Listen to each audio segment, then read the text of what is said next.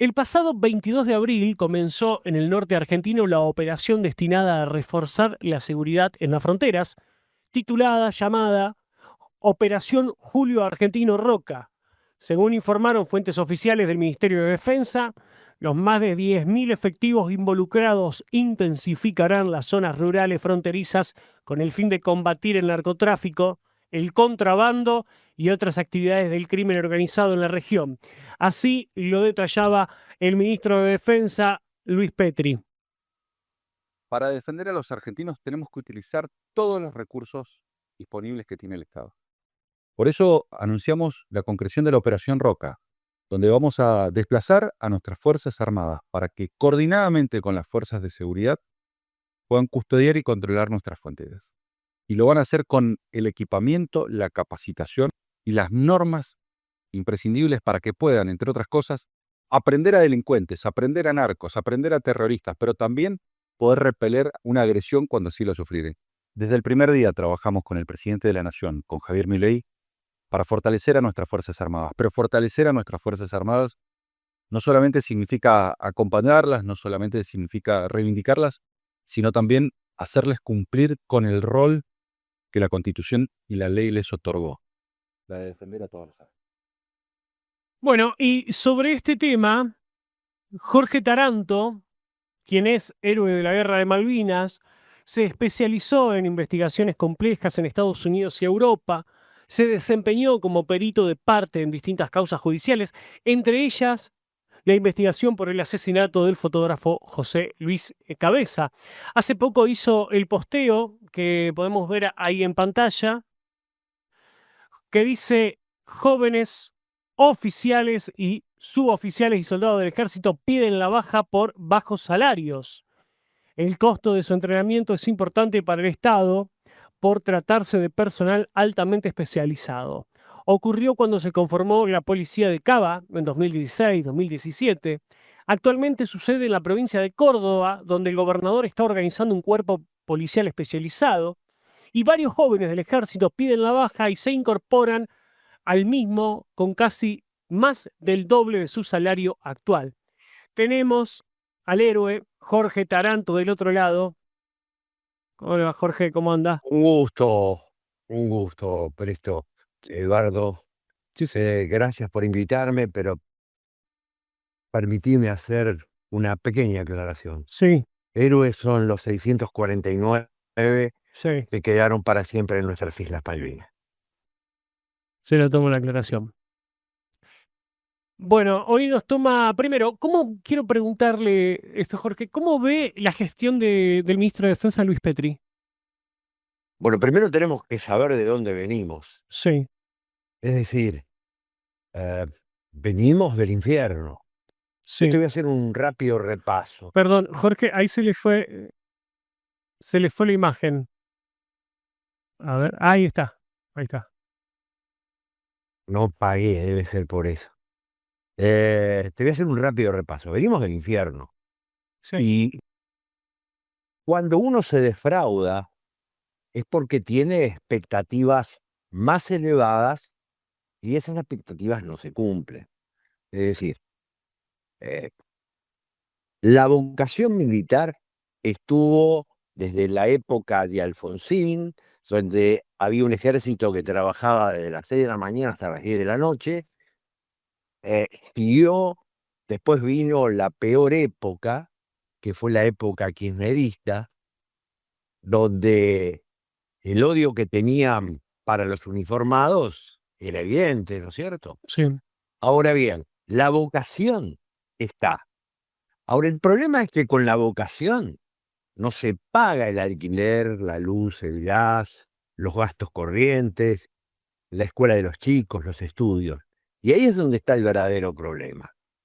Em, Tú has mencionado lo que pasó con la policía de la ciudad de Buenos Aires cuando sí, se creó. Formar un policía y un policía especialista es costoso. La prueba está que los policías que salían de la provincia de Buenos Aires con 6 meses de entrenamiento y un cargador para tirar, ¿cierto? no fueron efectivos para nada, ¿verdad? En este momento está pasando exactamente lo mismo en distintos lugares del país, pero muy especialmente en Córdoba, porque esto se puede ver en las noticias. A fines del año 2024, el gobernador de Córdoba Mm. está conformando una fuerza policial de élite para combatir el narcotráfico. Y eso está muy bien. Ahora, ¿qué sucede? Lo mismo. Como los sueldos son muy bajos y dentro de las Fuerzas Armadas, estoy hablando de soldados, oficiales y oficiales, mucha gente que recibió entrenamiento alto, costoso, le costó al país, lo perdemos. Lo perdemos porque, claro, estas policías te ahorran muchísimo tiempo, esfuerzo y economía en tomar hombres que están capacitados, ¿no es cierto? Es decir, a la manera de ejemplo, un comando que es una tropa de élite, Sí, ¿eh? Habrás visto lo que han hecho las compañías de comando 601 y 602 en Malvinas, sí. eh, integradas en este momento, estaba el servicio militar obligatorio por oficiales y suboficiales exclusivamente. Bueno, hay que escuchar a los británicos hablar de estas compañías de comando. Bueno, muchos comandos, lamentablemente, se van, pero además pasan otras cosas. El tiempo compartido. Soldados, a ver, insisto, veníamos de un ejército que era manejado por un exmontonero, todo el engranaje, con todo el engranaje del Estado al servicio de denostar a las Fuerzas Armadas. Sí. ¿Sí? Los famosos juicios, y no estoy hablando de los juicios exclusivamente conocidos por la mayoría. Estoy hablando de, por ejemplo, a 25 años de Malvinas, 2007, un señor que se llama Pablo Andrés Basel comienza, junto con unas formaciones que tienen su base en la provincia de Buenos Aires, básicamente, hace la Comisión Provincial de la Memoria, a hacer juicios por malos tratos en Malvinas. Bueno, eh, 25 años después, porque hay todo un negocio. Ahora, volviendo al ejército, la vocación está intacta. Ahora, el problema está en que, a mi criterio, el, el ministro, que, bueno, ha hecho muchas cosas buenas, Sí. incorporación de los aviones, F-16, volver a las Fuerzas Armadas al contacto con el pueblo, se equivoca en algo, que tiene que ver que un decreto no puede reemplazar una ley, así sea una ley nefasta. Durante el gobierno de Néstor Kirchner se derogaron, ministra Nilda Garré, se derogaron los tribunales de justicia militar. Sí, es verdad eso. Sí, sí, Bueno, sí. eh, Sí, sí, sí. quiere decir que a ver, ¿dónde se equivoca el ministro? El ministro se equivoca en hacer una comparación que no alcanzo a comprender muy bien, porque habla de armas no letales, está hablando de lugares, todos conocemos cómo son las fronteras, hay trabajos periodísticos muy buenos donde muestran en imagen lo ¿Sabe? que son las fronteras. Jorge, disculpe que lo interrumpa. A mí me llama la atención porque cuando vimos su tweet donde usted hablaba sobre el tema de los sueldos y usted decía una cosa fuerte que me llamó mucha atención, recibió fotos de soldados haciendo delivery en sus horas de franco de servicio para mantener a su familia y me hizo acordar a nosotros hace menos de un mes y medio hablábamos de gendarmería, sobre todo en la provincia de Córdoba, donde los gendarmes o en Formosa tuvieron que vender pollo, pues no tenían para comer, no tenían ni para limpiar las habitaciones, no para comprar lavandina, jabón, tuvieron que hacer pollos para vender. Bueno, esto es así. Es decir, es un ejército con oficiales, suboficiales y soldados. El soldado termina su horario y tiene que tener otro trabajo. Y lo más fácil para ellos es estos deliveries que no quiero nombrar, pero que todo el mundo conoce. Y bueno, se hacen unos pesos para poder llegar. Pero no está solamente ahí el problema. A mí lo que me preocupa es que se necesita tecnología para hacer lo que quiere hacer.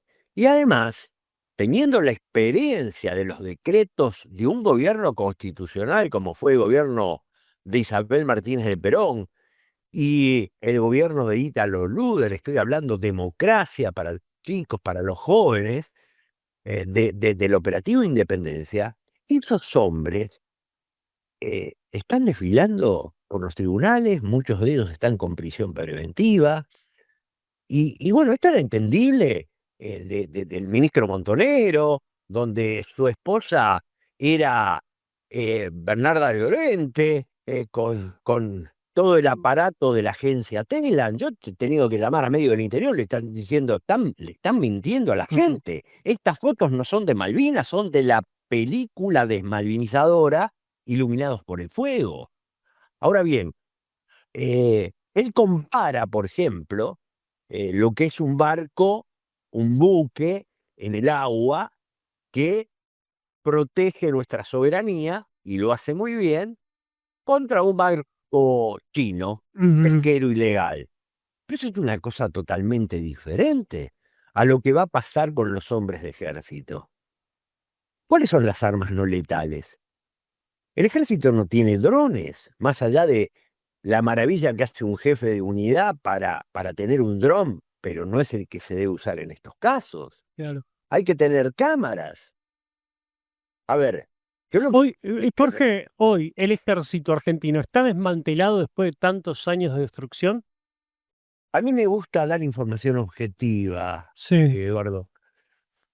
Digo, han comprado varios vehículos nuevos, Sí. ya mencioné los aviones, pero tenemos un IMOG del año 1970, 71, 72, 73. Ustedes saben que una cosa es un vehículo nuevo y otra cosa es el mantenimiento que tiene que ver con un vehículo que tiene tantos años. Hay algo que se llama fatiga del material, que por más que se haga un mantenimiento costoso, por suerte, para mantenerlos en funcionamiento, tienen una serie de problemas. No tienen seguro, tienen que moverse muy cerca de las unidades y cada vez hay menos lugares porque se venden terrenos, etcétera, etcétera.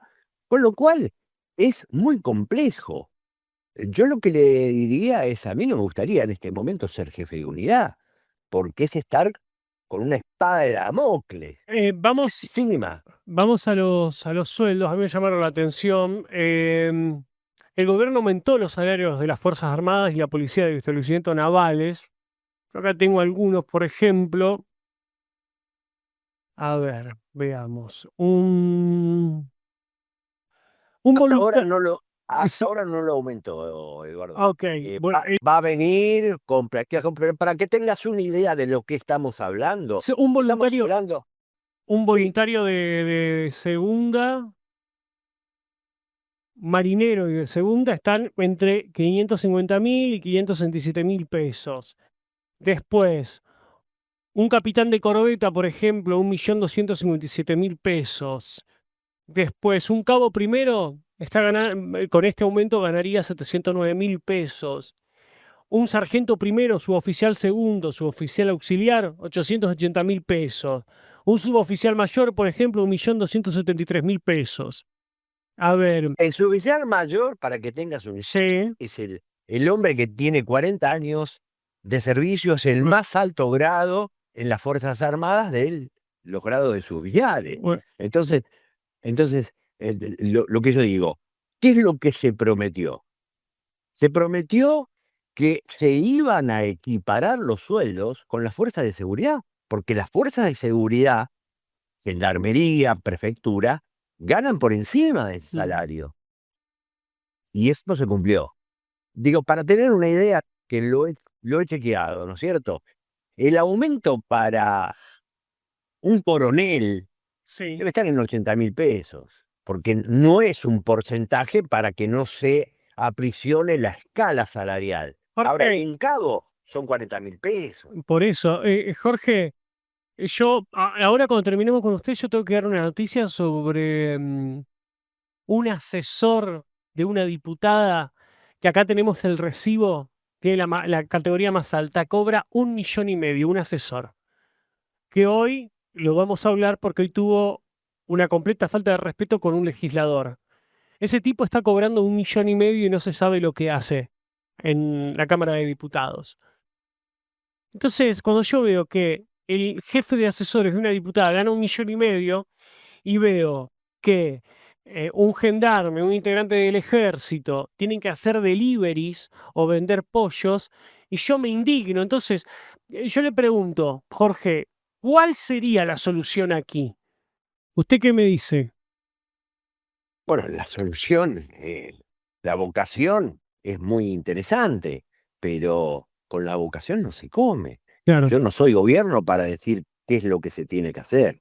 A mí me preocupa, digo, la vocación la van a tener para ir a las fronteras, enfrentarse, y no sé después qué es lo que va a pasar. En- yo les aconsejaría llevar a un fiscal o un juez, porque sería importante tener un fiscal y un juez, porque desde un escritorio es muy fácil juzgar, con un desconocimiento total, porque encima, ¿no es cierto? Yo, por ejemplo, esperaba de que el Ministerio de Defensa, las Fuerzas Armadas, se presentaran en esta causa, no para intervenir, claro. para asesorar, porque ¿qué puede saber Pérez Esquivel, Nora Cortiña, que Dios la tenga en su gloria? Digo, ¿qué puede saber esa gente, el padre Pepe, de lo que fue una guerra en un teatro de operaciones aeronaval, donde mi regimiento vivió algo diferente a todo lo que seguramente la mayoría de la gente conoce? El regimiento estuvo no solamente aislado del continente, estuvo aislado de Puerto Argentino, y murió gente, toda la tripulación excepto 2 de la Isla de los Estados, atacados por la fragata Alacrity. Entonces, ¿cómo no hay alguien? Esto es lo que yo esperaba de este gobierno, ¿sí? Porque lo dijo el mismo Milei. No vamos a cometer el error, está el video, seguramente lo viste, Eduardo, donde dice que no vamos a cometer el mismo error de que después desfilen por los tribunales los jóvenes del ejército. Usted tiene, acá estoy viendo comentarios de amigos que están del otro lado, que lo saludan y le agradecen que esté dando esta entrevista, que dicen, me preocupa que pongan el ejército en seguridad y después los civiles le echen la culpa como siempre ocurre. No, pero hay algo muy sencillo, Sí, muy, muy fácil de entender. El ministro da como ejemplo algo que es real, ¿sí?